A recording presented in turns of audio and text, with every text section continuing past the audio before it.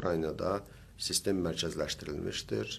Amma təəssüflər olsun ki, eyni zamanda Gürcüstanda Ukrayna ali təhsil müəssisələrinin filialları adı altında yanılmıramsa 6 müəssisə fəaliyyət göstərir və çox təəssüflər olsun ki, bizim vətəndaşlarımızı da vaxtilə ya hər hansı bir şirkətlər və yaxud da ki, özləri mahiyyətinə varmadan orada təhsil alıblar.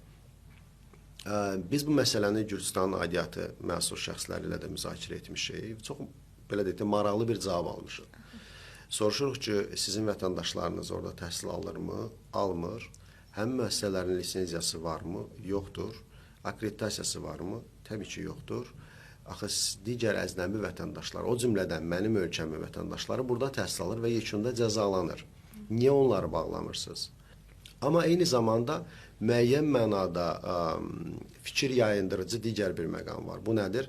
Bunların bəziləri inkişaf etmiş ölkələrdə fəaliyyət göstərir ki, bunlara da biz İspaniyada fəaliyyət göstərən, Amerikada, İsveçrədə, o cümlədən bəzi inkişaf etmiş ölkələrin, misal üçün Britaniyanı buna misal çəkə bilərik və ya da Avstraliyanın Birləşmiş Ərəb Əmirliklərində fəaliyyət göstərən filialları var ki, onların da müvafiq qaydada akreditasiyası, institusional akreditasiyası yoxdur.